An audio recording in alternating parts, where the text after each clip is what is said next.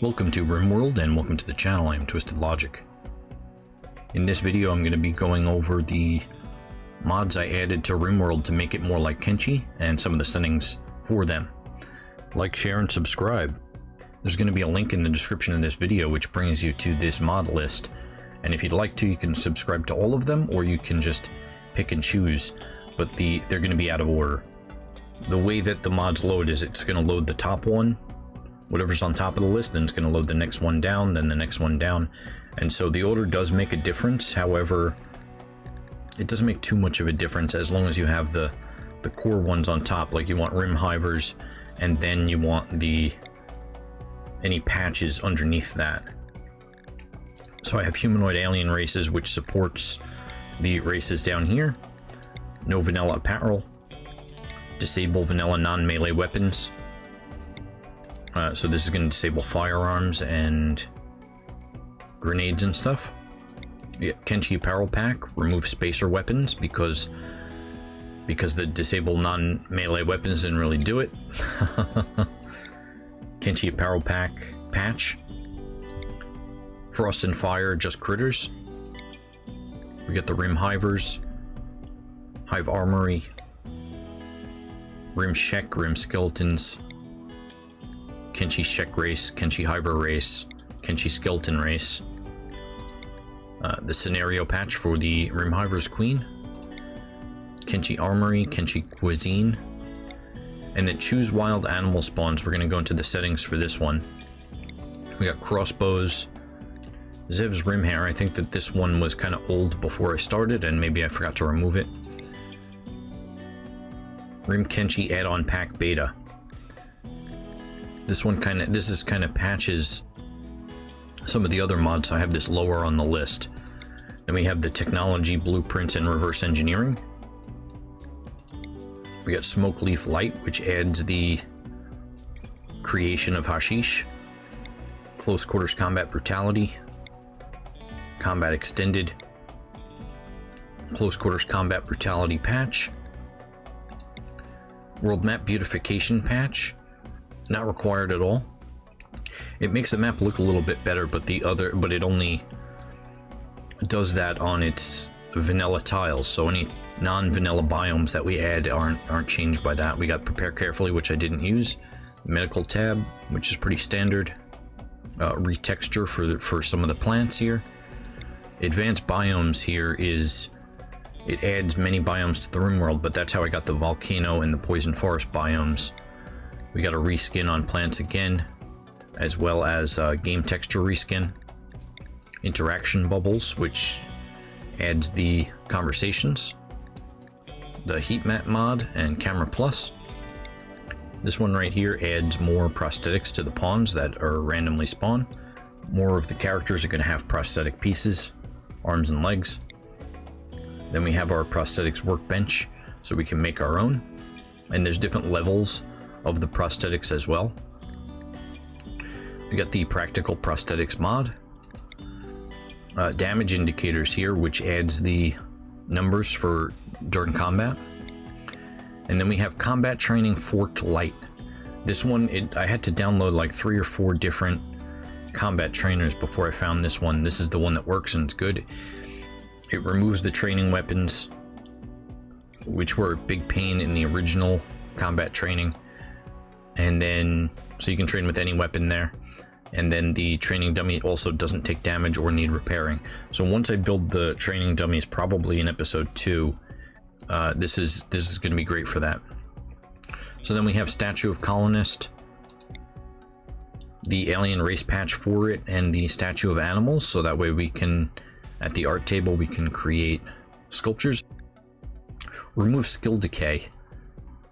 I added Cannibal Party as well, but I haven't tested this one. Then we have giant trees. It's the giant ash tree is added to some of the biomes. Remove all weapons, way at the bottom of the list here, and we're only using this to remove some of the weapons. And then the floral reskin HD.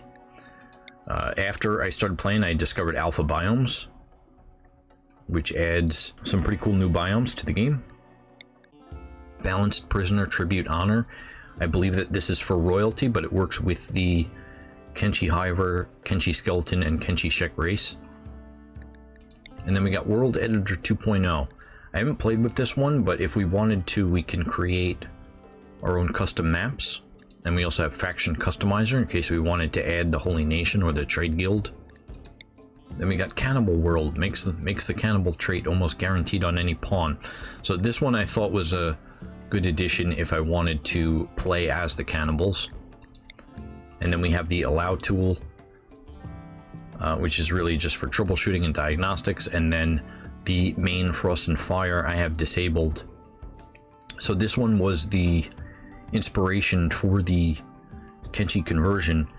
However, you can't disable certain aspects of it, and when you load into the game with this one enabled, it's this hellscape that's not really Kenshi-esque. It's like this destroyed machine area. You can't grow anything, there's no deserts. It changes the entire world. This is part of like a custom challenge.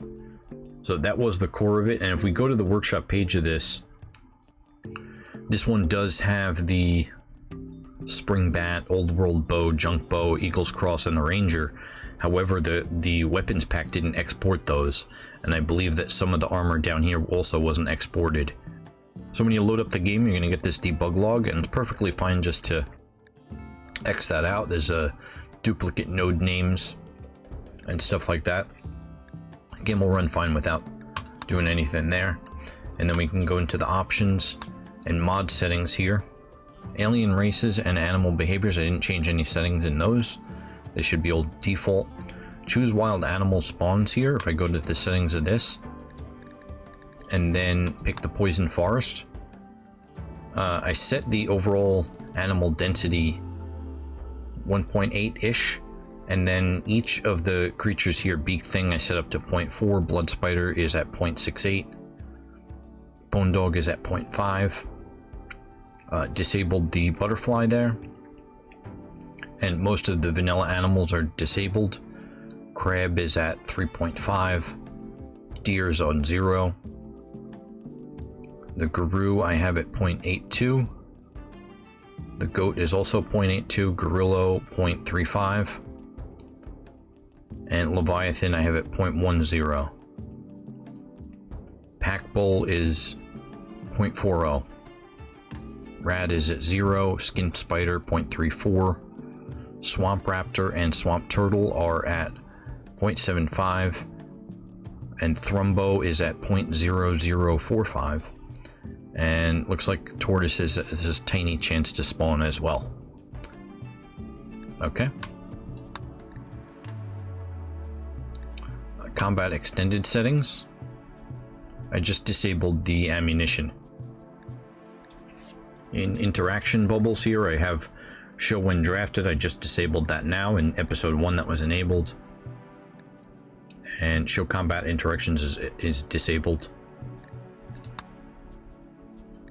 Medical tabs, I didn't do anything there. Remove weapons.